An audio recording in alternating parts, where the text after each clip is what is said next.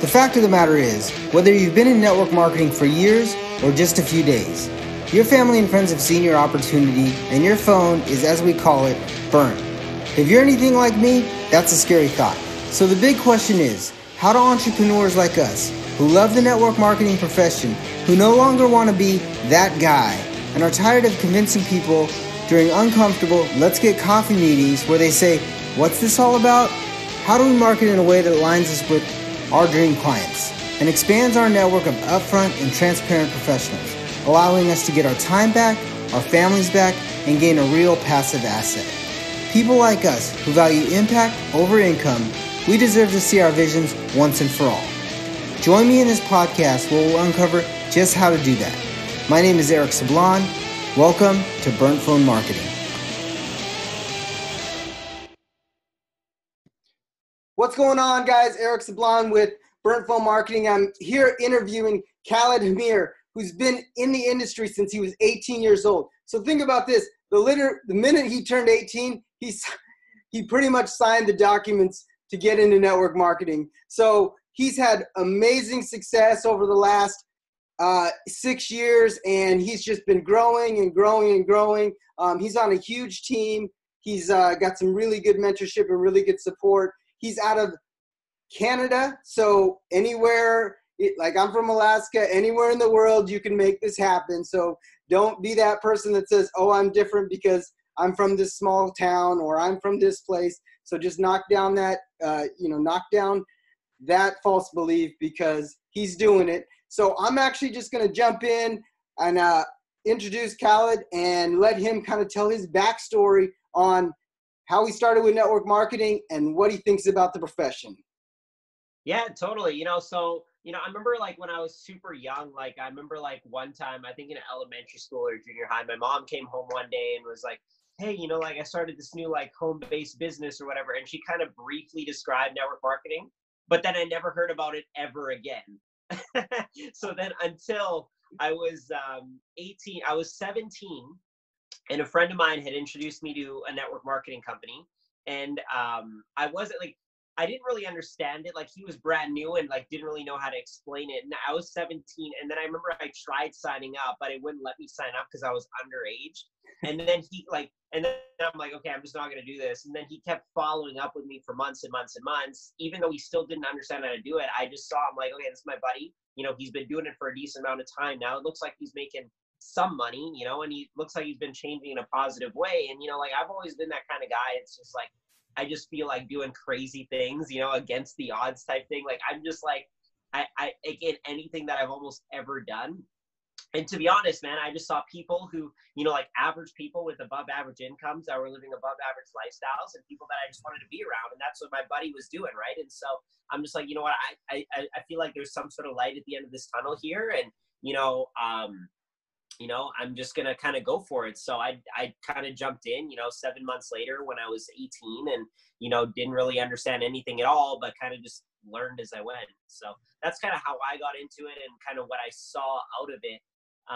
But then of course, being in it, you really start to reap all the other benefits of just money and, freedom, right? You start to reap the benefits of personal development, for example, right? That's not something that most people would think of until they're into network marketing, right? So that's been super big for me. Yeah, so I would say personal development and seeing a vision of people that are average people doing above average things is one of the things that I really love about the industry because, a lot of times you go to school, you get good grades, and then you come and you start at this one point. And you're not, that's where you start. And then as you move up the chain, then you start to, get a small increase and a small increase and a small increase and a small increase. What I love about network marketing is if you compress those time frames, those small increases in what we're doing as an entrepreneur become large increases and large increases and large increases. So, one of my favorite guys that I like to listen to is Johnny Wimbrey, and he says, increase, increase, increase. And I love that. And so you were I like it. You were literally involved at 17 watching people, watching friends do that. So what would you say about the social media side of things, how when you introduce your concept to somebody and they're kind of watching you and watching you and watching you, and you said a lot about follow-up, what would you give the audience that you're kind of some tips on what you want to post on social media and then how you want to follow up with them? Totally. So I will start with this. Like when I got introduced, I was not taught like the social media way. Like I was introduced to a company that's no longer around, but you know, they you know, they were all about like the home events and like the 3-way phone calls and everything, which was like cool. Like I was down to do it, and we did it for like a hot minute. Like I remember like we live in like this really small city, and we were packing like living rooms and all our buddies from high school and stuff like in the city, right? And it was fun, but like, you know, like what I saw on social media from anyone was not anything that like would actually attract people, right? Like I remember like, you know, the whole time thinking like, oh, can this actually be done online? Like no one that I knew was actually talking about doing social media and like attraction marketing and things at the time that I knew. At least I know like now I follow a couple people that have been doing it since like 2009 and stuff, and I'm like, man, like where was this guy back then? You know what I mean? In my life, right? But back then, even like my buddy, like honestly, he wasn't doing things right on social media, right? Like he was almost like spamming everything on social media, but because I had a relationship with him, right? Like it was different for me, if that makes sense. You look past the spam. So, I mean, he was having, yeah. I mean, and he wasn't like spamming the way some of these other marketers out there. I mean, like he would just like, you know, not like as bad as that. I don't really know how to describe it, but not like, I guess the proper way, if that makes sense, right? Like he wasn't doing it like the smartest way, right? So, you know, kind of what I see now, like, you know, when that company got shut down that I was previously in, you know, I actually found a guy in that company, you know, his name was John Melton, right? And so I kind of met him at an event, and, you know, I walked into him at an event, and he was hosting this like little like one-off seminar in one of the like breakout sessions, right? And, you know, I just sat in there by myself, and I'm like, and he was talking all about like social media and like generating leads on Facebook and everything. And I'm just like, everything that he was saying, like not even just about like social media, but in his life, like resonated with me. I'm just like, you know what, man, like one day when I'm his age, I want to be where he's at, you know, in his life and blah, blah, blah. Right. So like, and he was helping me out, even though I wasn't in his team, like later on. Right. And then, you know, when that company ended, I'm like, man, this is the guy I'm going to, you know, kind of link arms with. Right. So, you know, what I see that's done well on social media now is like literally talking to people about, you know, how your product, service, opportunity can benefit them, right? Talking about what it does rather than what it is, right? You know, focusing on like, you know, their needs over your own, you know, like the analogy that I always give, like that I actually gave on one of my videos the other day, like, let's say hypothetically speaking, you sent out random Facebook messages spamming people saying, hey, here's my link. And then you're like, and then you send a sign up link in your first message or whatever. You sending that message is literally the equivalent of you going up to some random girl and asking if you can bang. You know what I mean? Yes. That's literally the equivalent versus, you know, if you reach out to someone and say, hey man, hey Eric, I know we don't know each other. I saw you're in Alaska. You know, I'm actually in the process of expanding one of my projects over in Alaska. And I was just curious if you'd at all be open to taking a look at a side project to maybe earn some extra income if it didn't take away from what you're doing full time. But if not, no big deal. Right. You know, and then so that kind of, you know, what I've learned is just by doing something like that, you know, seeing if people are open, you know, stating why, you know, the elephant in the room, like, hey, I know we don't know each other. Right. You know, why I'm reaching out to you, giving you an out. That would be the equivalent of, you know, me going up to some, you know, cute girl. And, you know, instead of asking that girl, hey, do you want to bang? I'd be like, hey, you know, I don't know if you're here with anyone. You know, I honestly thought you were attractive, and I just curious if you'd be open to, you know, letting me buy you a drink. But if not, no big deal. You know what I mean? Like, I don't think most girls would be offended by that. You know what I mean? The worst thing that they're going to say is, no, you know, I have a boyfriend, or, you know, hey, I'm like not interested. You know what I mean? But, you know, in a way, I don't think that's like offensive. You know what I mean? Right. You know what's really cool is the way that you put it out there, the way that you said it just like that. If most people would take the network marketing invite with that mindset of, I'm going to ask a girl out, or I'm going to ask a guy out. I mean, let's be honest, girls ask guys out now. So if they took that mindset on that, you know, that's a huge nugget for network marketing. Think of it as dating, because most people will literally accept what you're listening. They'll at least the guard will be down. They'll be open to say yes or no. They're open to see what you're doing. That man, that Cal, that's a huge nugget. That's a huge nugget. At age 24, that's a huge nugget. Yeah, I mean, honestly, that was like something like, and that was something that I heard, you know, like I didn't come up with that analogy, but like, you know, that's something that just related to me, right? Like a lot of times people will be like, you know, well, you got to treat it like a business, right? Well, here's the truth. Most people in network marketing have never built a business prior to network marketing. So how do I know what that even means, treated like a business? Now, I actually have, right? I've done other, you know, kind of entrepreneurial ventures, but like nothing on a crazy scale, right? But like, you know, the average person has only worked jobs, right? So, I mean, at a young age, you know, like, you know, even when I got started at 18, like I was like looking back, like I was never meant for success back then because like, yeah, I had a big vision on what I wanted to do, but like 18 is the legal drinking age up here in Alberta. Right. So, I mean, the only thing that like me and my buddies were focused on was getting paid on Friday, being broke by Monday, hitting on girls at bars and clubs that, you know, we would never get, you know, you know what I mean? And I even remember like being in the lineup to get into the bar, like that first company I was in, like we had like these energy drinks and I'd see someone drinking a Red Bull and I would just do stupid shit. Like be like, hey, you should drink this instead, you know, like at the lineup trying to get into the bar, you know what I mean? Just like prospecting people, you know what I mean? So, I mean, yeah, you know, like I didn't like I had a big vision, but not like the actual character to develop success at the time, right? But being in network marketing over time through like the personal development and everything has helped me structure that, you know, and that's going to kind of be a different path for everyone that comes in, right? One of the things that one of my mentors told me is your check grows as you grow. Okay. Yeah. And totally. it was a huge nugget because, you know, sometimes you're not ready for that big check. Yeah. Because you need to grow into that check. And that was one of the things, like, there's a reason why I'm stuck at this rank. There's a reason why I'm here. There's a reason why, you know, I'm not where, you know, John is. There's a reason why I'm not where you are. You know, and when you get that wrapped around your head and you don't compare yourself, a lot of times you grow into it because you become humble. Yeah. And one of the things on this podcast is I actually interview real business owners as well, which really helps out a lot of people because I ask them questions that relate to network marketing on how they built it. So how they built their brick and mortar business or how they built their online real business, or if they're doing e-com or stuff like that. So the processes and the foundation and the structure are the same in all business, but people are like, oh, it's network marketing, it's different. And when you realize that business is business, that you're going to need to attract leads, you're going to need to, you know, create a sale, you're going to need to follow up, you're going to need to service that client.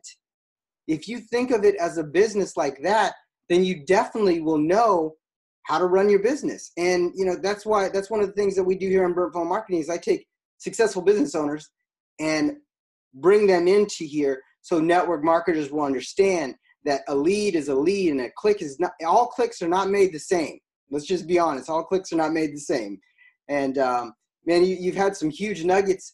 John Melton, I love that guy. I actually do a lot of his courses. I love John and Nadia. And in fact, one of the events that I went to, it was in Orlando, and he had just come into the company, and I saw him. He grabbed a group of people. It was one of the coolest things that I've seen. He grabbed a group of people. He stood on a chair in a hallway.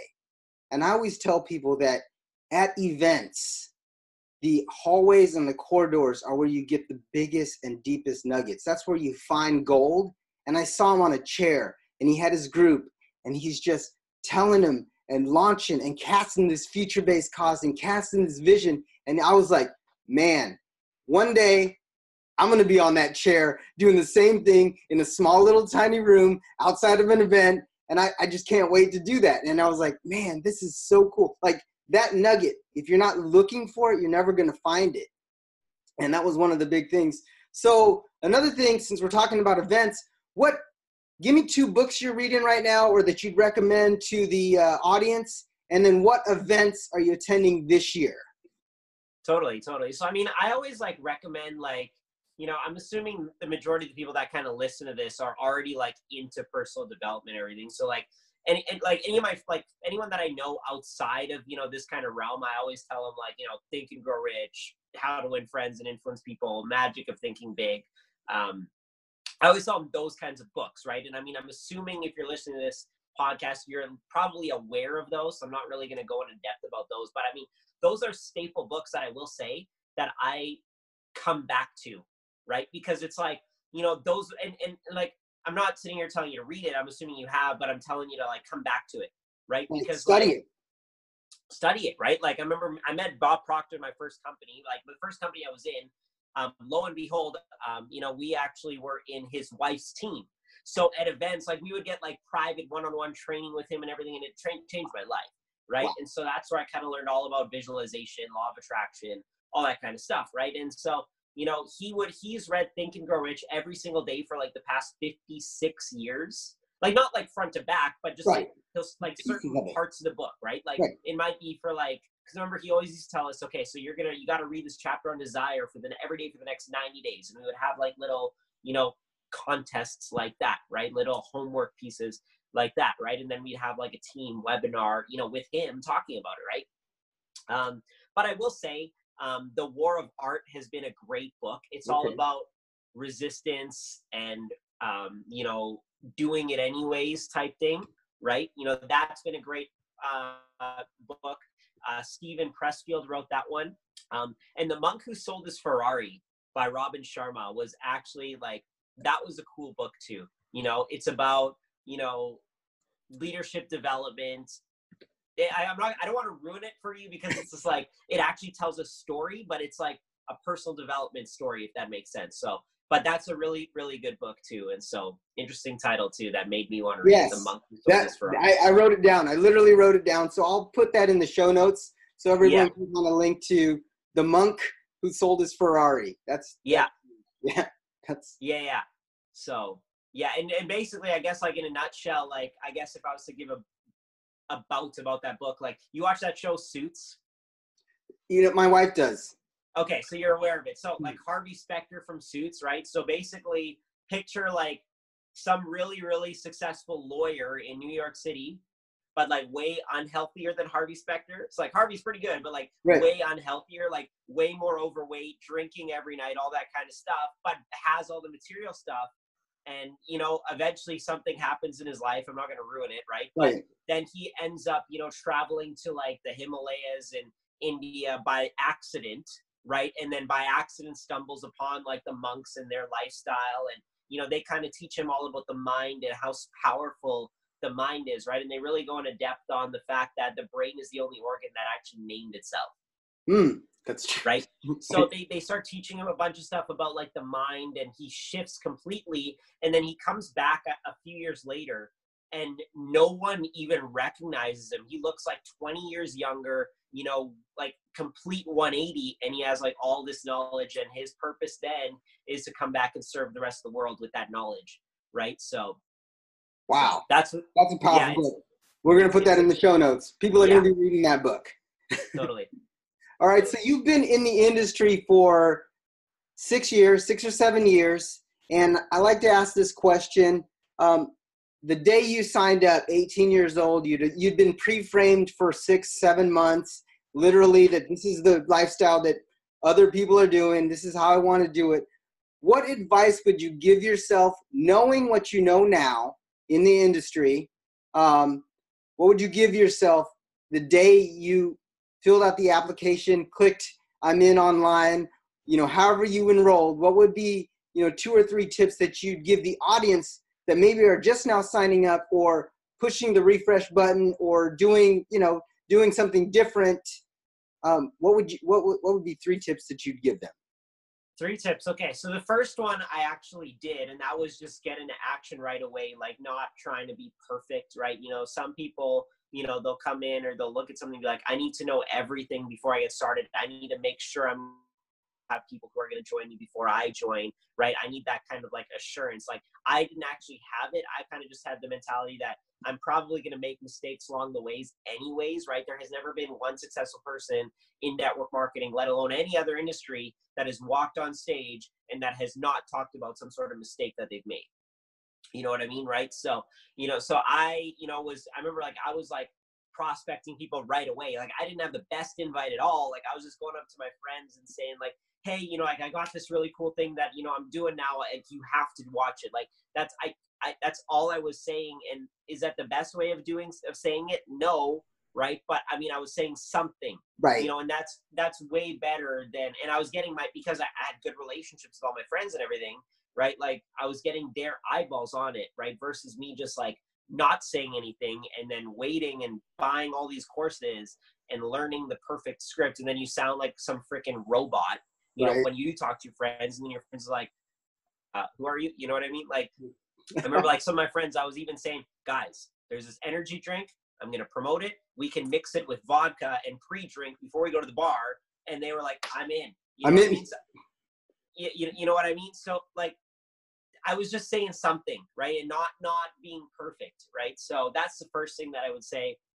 The second thing that I would say is find somebody that, is a mentor to you and do everything that they say. And, like, I know like a lot of people, especially in network marketing, like, people always go on the stage and like, you need to be coachable. I'll tell you this, most people are not coachable. Maybe you're coachable in some areas of your life, but you should take inventory on where you are coachable, right? And like, I've even, become even more aware of this, even in the last couple of years, that I'm still like in all areas of my life, I'm not as coachable as I should be.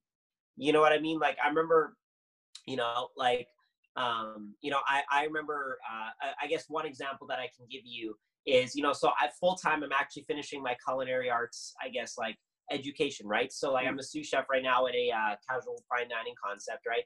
And I remember the first day about a year ago that I came into this restaurant, that I got this position. I remember the first day, I went in and I'm like, okay, guys, we should do this. We should change that, blah, blah, blah, blah, blah. And everyone was kind of taken back because, I knew everything, right? But, instead of me, figuring out why they do their way first and then me suggesting. Right. You see what I mean? Right. So like, I do notice, every now and then, like I've kind of become more aware of like, am I actually being coachable in this area of my life, right? And I think that in some way or another, even with higher success, we lose that coachability index because, we become more successful, right? So, and I remember, when I was first getting started, like in my head, it was just like, oh, I don't want to do that. That sounds stupid. That sounds redundant. I don't need to do that type thing, right? So, now I try my best to just become more aware of being humble, and, it's hard, but, like I always, like being coachable right off the bat and then continue to do that is definitely important. And I would, I guess, so my tip here is to take, some sort of inventory on how coachable are you on specific things. Okay. And the third thing, what's the third thing? Okay. So the third thing is think much bigger, much sooner. And so I heard this from a guy named Holton Buggs, just study successful people online on YouTube, right? I've never met Holton, but I came across him on YouTube as like one of the top network marketing earners. And he was someone that also started at 18 years old. He never made more than $500 a month for his first 7 years. And he never totaled more than 50 people in his team total in 7 years, not at the same time, but total. Right. And now he's making, like 8 figures and like crazy money. Right. Mm-hmm. And so like, I just love, his story. And one of the things that he says in one of his videos called Expand Your Mind, it's on YouTube. It's like him giving it, I think it's of him at GoPro, like giving like a 2 hour remember that speech. one. Yeah. Yeah. And he says, you need to start thinking much bigger, much sooner. Right. And this was me. The one issue that I had for a while was like, when I got started in network marketing, I was action right away. And then I started to get a bunch of no's. So I started to think that, okay, maybe I'm doing things wrong. So I came out of action mode for a long time, thinking that I needed to like do all the studying and everything. So like I limited my action and all my studying, you know what I mean? And I wasn't getting anywhere. And it caused a lot of frustration because I wasn't aware of that, gap. Mm-hmm. But something that he said that I was definitely at fault for in the past was, you know, some of you, even listening to this right now, you know, you're waiting till you get to $1,000 a month before you believe, right? You're waiting till you get to, you know, maybe $10,000 a month before you believe, or any sort of money before you believe. And you've already lost out on thousands. You have that false belief of once I hit that number, things are going to change. Yeah. You've already missed out on a lot of money just by waiting to believe. Wow. Right. So the belief comes with action. Like even like me right now, man, like I go through phases where I'm just like, man, is this actually going to work? Like the typical 24-year-old thing, like, because I'm at the point in my life right now where it's just like, you know, friends from high school that I graduated with, that I've grown up with, they're, you know, buying houses, they're, you know, getting engaged, all this kind of stuff. Right. And here I am on my entrepreneurial ventures. Right. You know, and, you know, I'm fired up and stoked about it, right? But like, and I'm very grateful for everything that I do have, right? I do have, you know, a ton of things to be grateful for in my life, right? But it's just like that, like as a human being, we still kind of get that comparitis. It's just like, man, is this gonna freaking work, right? And I still fight those like two voices in my head. It's just like, you know, do I do network marketing? I'm too stressed out. You know, maybe I just need to like chill. You know what I mean? And like, you know, I always try and make my higher self, you know, just do it anyways, right? So, but yeah, you know, like, so that's like what I would tell people, just believe much bigger, much sooner. And if you don't believe, the only way to do it is to start taking action. Because there's, like I said, those are 3 huge nuggets. So I'm going to go over them real quick. Take action right away. Yeah. Say something. It doesn't have to be perfect. Just say something. Yeah. I mean, you're not going to get a date by looking at the girl across the street ever. So let's just go back to that. Say something. Exactly. The next thing, find a mentor, and you have a great mentor, and follow them. But I like what you said. Follow them, but take inventory of where you're coachable and where you're not coachable. Because if you don't know, you're not going to know. And that's the big thing. If you don't know where you're not coachable, you're going to have issues. And then think much bigger, much sooner. I just did a podcast with another person that's very successful, and he said that exact same thing. If I could have told myself, I would have said I would go faster, much faster. Yeah. Yeah. So the last thing, I got 2 questions. You just did, I'm actually going to share this with the audience. I'm going to put it in the show notes. You did a great 2-part video on your Facebook page. It's called What the F Beep Beep is Network Marketing. And I'm going to actually put that link inside I'm not going to spoil it for the listeners, but I'm going to put that link inside the show notes so they can actually get in there and listen to What the F is Network Marketing by Khalid. So the last thing that I always ask my customer or my interviewees is, what's the one thing, positive or negative, that keeps you up at night in your business? Vision. You know what I mean? I mean, that's the only answer I ever have. And I mean, like, everything just starts with vision, you know? And it's like, I don't really know how to explain that, you know, in like the Bob Proctor way type thing, right? But like, I remember just like, even like before network marketing, like I had like big goals, big dreams. Like in high school, like I would daydream a lot in math 20-2 class, right? You know, like my teacher, Mr. Christou, would always be like, Khalid, look this way to the board. You know what I mean? And it'd be like, but like, I wasn't just dozing off into the freaking air and out the window. Like I was literally thinking about like success in multiple different areas of my life. Right. And like, what keeps me up late at night, you know, is just like, I feel like I have such a strong burning desire, like that first chapter in Think and Grow Rich. And it's just like, I just feel like this button that just goes off inside me. That's just like, okay, let's go, let's work, let's talk to people. You know what I mean? Like that's all that keeps me up, man. You know? And then like, when you start to see success, you know, then it's just like, you kind of want to ride that train. You know what I mean? When you have people in your team that are as fired up as you, it's just like, you become that burning desire grows. You know what I mean? So, man, that's huge. Keeping the vision and the Bob Proctor. So thank you. A great interview. I appreciate your time. Again, this is Eric Sablon with Burnt Film Marketing. This is Khalid Hamir, and I'm actually going to put your Facebook links in the show notes and your Instagram link in the show notes. So that way, if you guys want to reach out to Khalid, you can. And again, thank you guys. I appreciate you guys. I'm actually going to give away something on the outro. So make sure you listen to the outro all the way through and pick up your free gift. All right, guys. Thank you and appreciate it.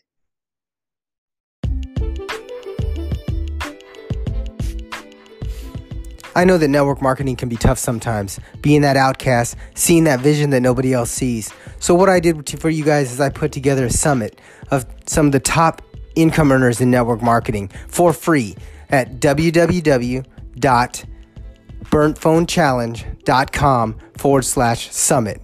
This summit's going to help you with belief, it's going to help you with strategy, and it's going to help you with the steps to help you grow your business. So enjoy the free training, and I'll see you on the next podcast.